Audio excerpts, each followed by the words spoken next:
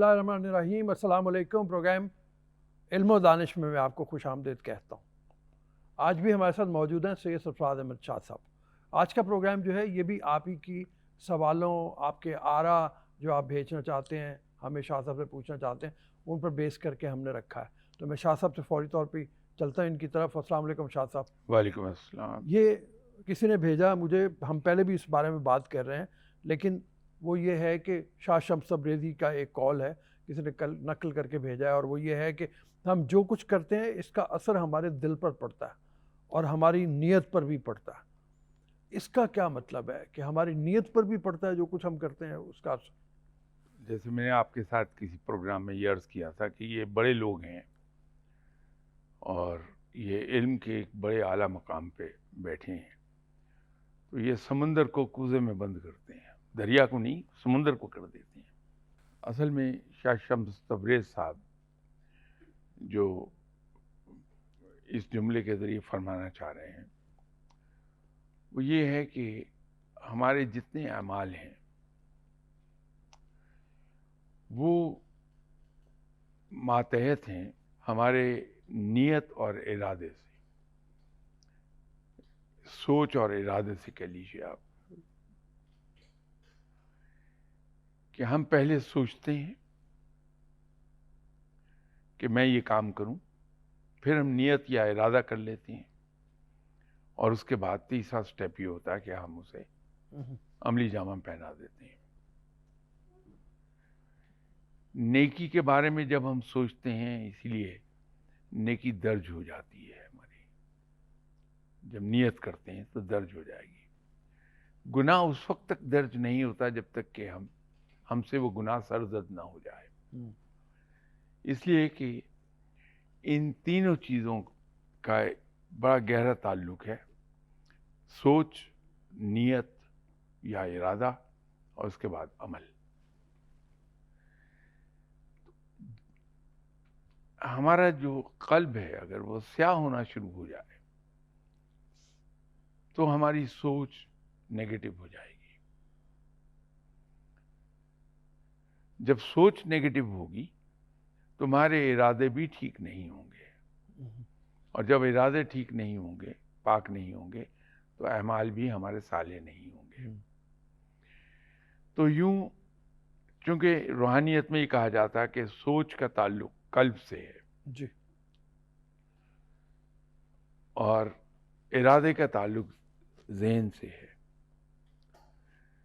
अमल का ताल्लुक इंसान के जिस्म से है। ये तीन चीज़ें रूहानियत में हैं। ठीक।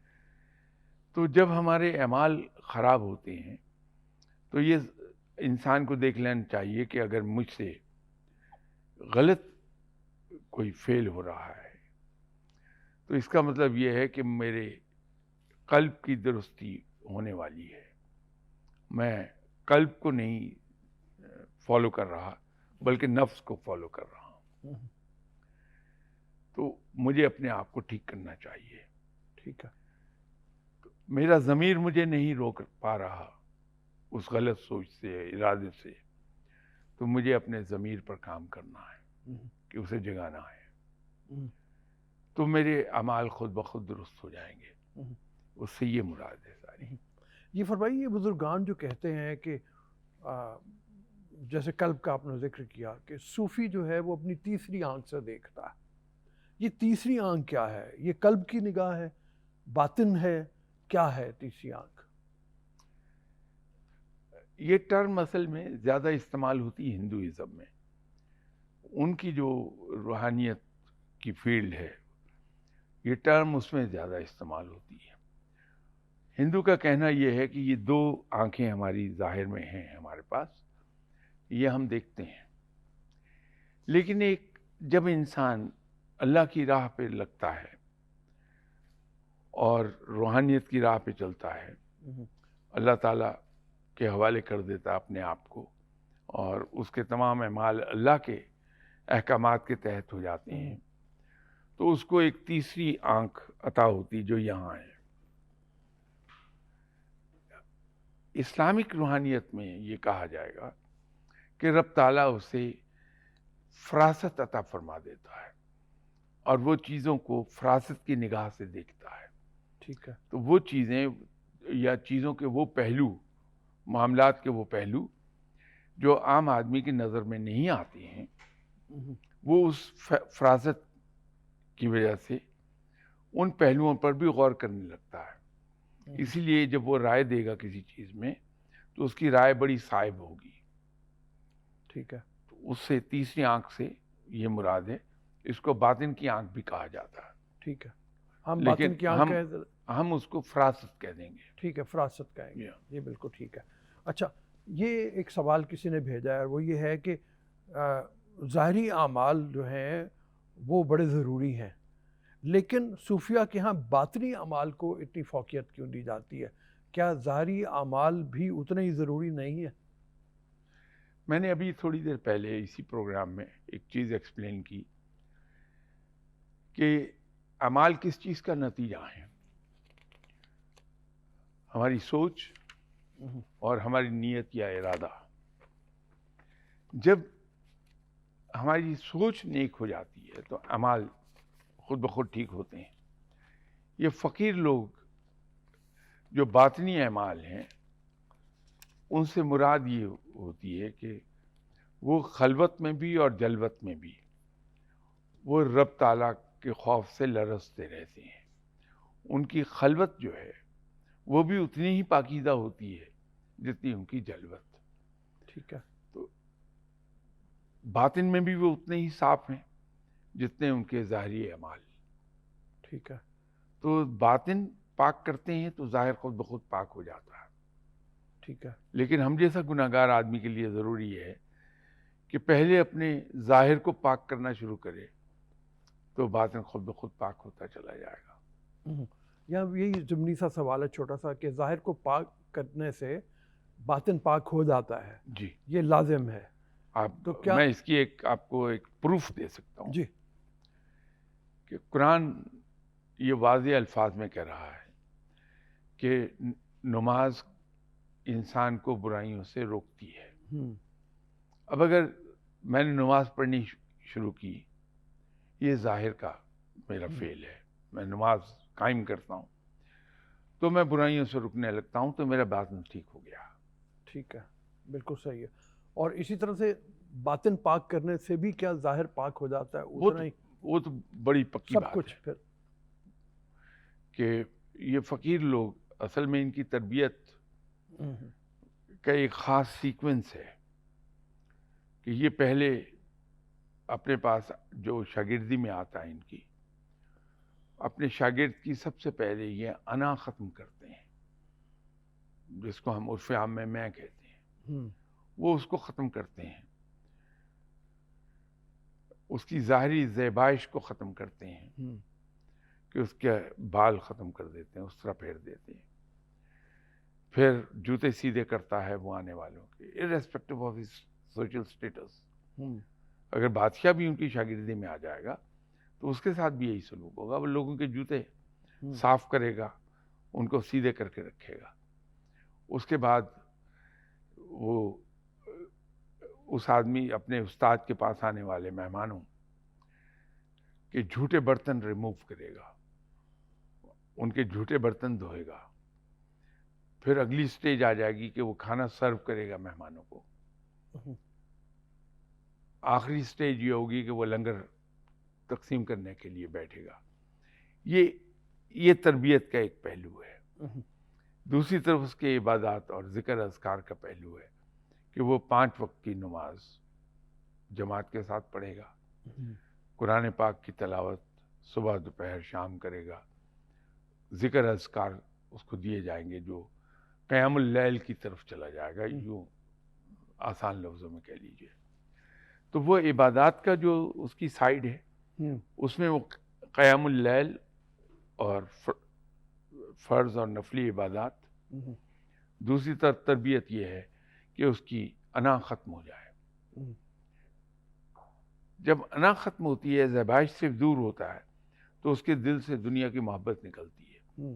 جو صحیح استاد ہے روحانیت میں، وہ اپنے پاس آنے والے آدمی کی سب سے پہلے دل سے دنیا کی محبت نکالتا ہے. کہ ایک بار دنیا کی محبت نکل گئی اس کے دل سے تو اس کے لیے اس راہ پہ، اللہ کی راہ پہ چلنا آسان ہو جائے گا. ٹھیک ہے، بالکل صحیح ہے. اور وہ قربانی کی طرف لے کے جاتا ہے اپنے شاگرد کو کہ اگر کوئی مہمان آ گیا اور یہ کھانا کھانے بیٹھا ہے تو اپنا کھانا اٹھا کے مہمان کے سامنے رکھ دے گا، خود بھوکا رہ جائے گا. کوئی مہمان آ گیا، سردی ہے، تو اپنے بستر مہمان کو دے دے گا اور خود بوری کے اوپر گزارا کر لے گا. تو یہ اسے جو احترام آدمیت ہے اس کو لے جاتے ہیں ادھر کو، کہ وہ آنے والے انسان کا احترام کرتے ہوئے اس کو بہتر چیز دے گا، خود اس سے کمتر چیز استعمال کرے گا. اجازت دیجیے ایک چھوٹی سی بریک کے لیے. بریک کے بعد دوبارہ حاضر ہوتے ہیں آپ کی.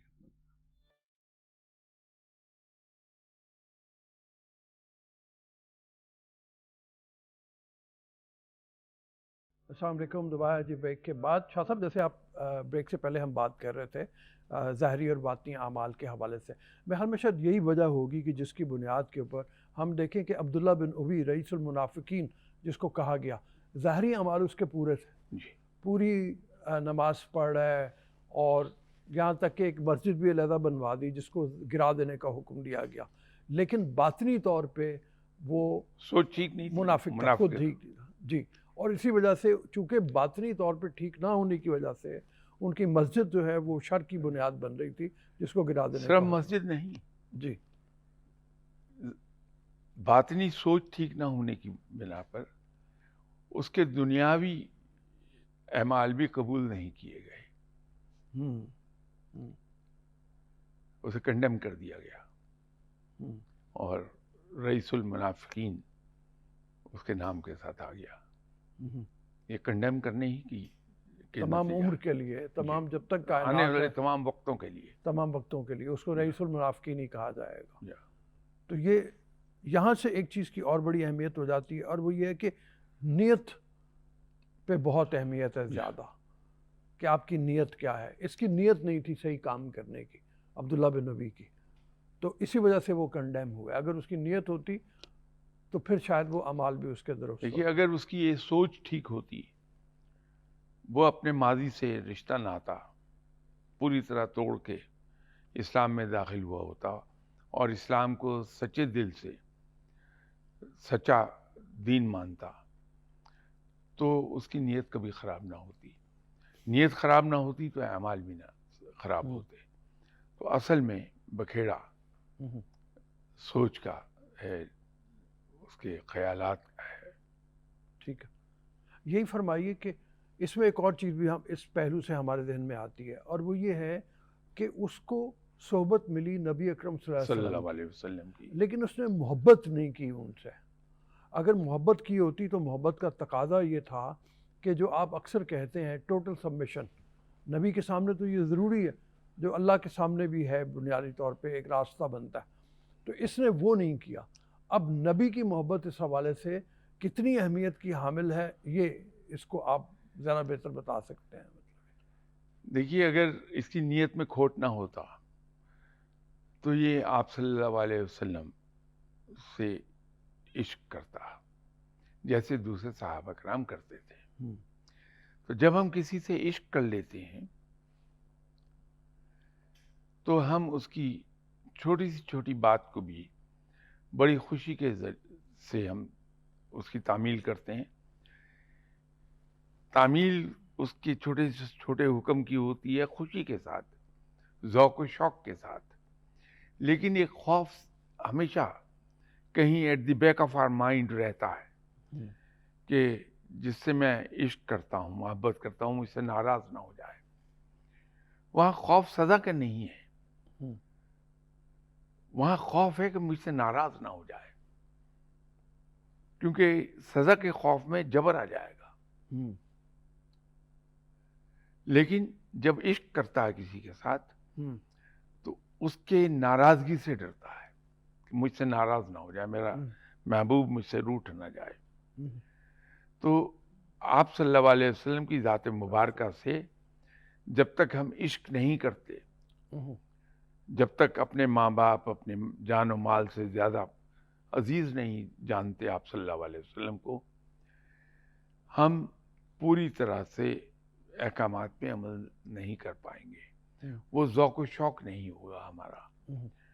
ٹھیک ہے، یہ ایک سوال ہم لے لیتے ہیں۔ یہ سوال ہے کسی کا، اور وہ یہ ہے کہ اللہ تعالیٰ نے قرآن مجید میں فرمایا کہ تم میرا ذکر کرو، فَاذْكُرُونِی اذکرکم، جو میرے خیال میں وہاں سے وہ لے رہے ہیں، تو میں تمہارا ذکر کروں گا۔ یہ اللہ کا ذکر کرنے سے کیا مراد ہے؟ وہ ہمیں یاد رکھتا ہے، جب یاد رکھتا ہے تو ہم پر اس کی رحمتوں کی بارش ہوتی ہے۔ تو اسی لیے جب بھی میں کبھی عبادت کا ذکر کروں تو میں عام طور پر رب کو پکارنے کے الفاظ استعمال کرتا ہوں کہ جب ہم اسے پکارتے ہیں، اس کا ذکر کرتے ہیں، تو جواب میں ہمارا ذکر ہوتا ہے آسمانوں پر، اور وہ باعث رحمت ہوتا ہے ہمارے لیے کہ ہم پر اللہ کی رحمتیں نازل ہوتی ہیں۔ یہ ہم دعا جو مانگتے ہیں، آپ تو بھلے آدمی، نیک آدمی ہیں، مجھ جیسا گناہ گار آدمی جب دعا مانگتا ہے تو کبھی اگر میرے منہ کے ساتھ کان لگا کے سنے تو میں رب سے صرف دنیاوی چیزیں مانگ رہا ہوتا ہوں۔ اور عجیب چیز ہے کہ میرے ذہن میں آج تک کبھی نہیں آیا کہ آپ صلی اللہ علیہ وسلم نے کبھی دنیاوی دعا کی ہی نہیں، دنیاوی چیزوں کے لیے، صرف امت کی بخشش کی ایک ایسی چیز ہے۔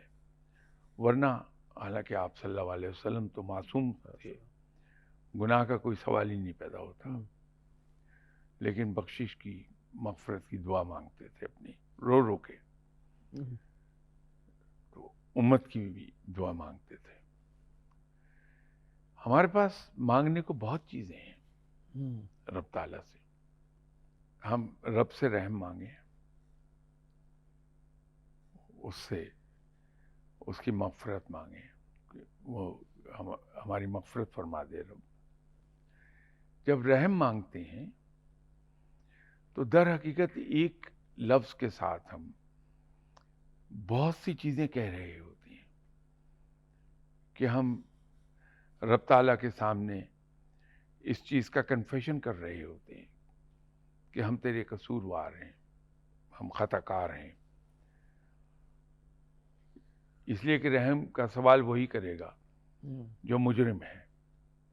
ہم رب کے حضور یہ اقرار کر رہے ہوتے ہیں کہ تو سب سے بڑا ہے، کیونکہ انسان رحم اسی سے مانگتا ہے جس کو سمجھتا ہے بہت طاقتور ہے، مچ بیونڈ می، مچ بیونڈ می، تو اس سے پھر رحم ہی مانگتا ہے۔ تیسری چیز یہ ہے کہ ایک انکنڈیشنل، انکوالیفائنگ کنفیشن اللہ کے حضور کر رہے ہیں، کیونکہ رحم وہ مانگے گا جو یہ تسلیم کر رہا میں گناہ گار ہوں۔ تو اس سے ہم یہ کہہ رہے ہیں کہ ہم گناہ گار ہیں، اور میرے پاس کوئی جسٹیفیکیشن نہیں ہے کہ میں نے یہ سارے گناہ کیوں کیے، جسٹیفائی نہیں کر پاؤں گا میں، اس لیے میں اس میں جاتا ہی نہیں کہ میں نے گناہ اس لیے کیا تو مجھے معاف کر دے۔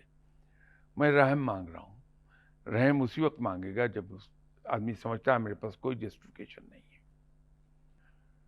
تو یہ ساری چیزیں اس ایک چیز میں آتی ہیں جب ہم اللہ سے رحم مانگتے ہیں کہ یا اللہ تو مجھ پر رحم فرما دے۔ اب اس سے ایک اگلا قدم بھی ہے کہ جب اس سے ہم نے اس کا رحم مانگا، اس سے معافی مانگ لی کہ یا اللہ تو میرے گناہ معاف فرما کے مجھ پر رحم فرما دے، تو ایک قدم آگے چلے آتے ہیں ہم کہ یا اللہ تو مجھ پر اپنی رحمت نازل فرما۔ اس سے ہم توفیق مانگ سکتے ہیں کہ یا اللہ تو مجھے توفیق بخش کہ میں تیرے بتائے ہوئے راستے پر چل سکوں۔ آخر پر اگر ہمارے اندر اتنی ہمت ہے، حوصلہ ہے، تو ہم رب سے یہ کہہ سکتے ہیں کہ یا اللہ تو میرے اوپر اپنی رحمت نازل فرما اور تو مجھے اپنا آپ عطا فرما دے۔ مطلب یہ ہے تو مجھے اپنا بنا لے۔ تو یہ جب میں نے یہ کہہ دیا کہ یا اللہ تو مجھے اپنا بنا لے تو مجھے تو سب کچھ مل گیا، رہا کیا پیچھے؟ تو میں مانگ کیا رہا ہوں اللہ سے؟ ہوں،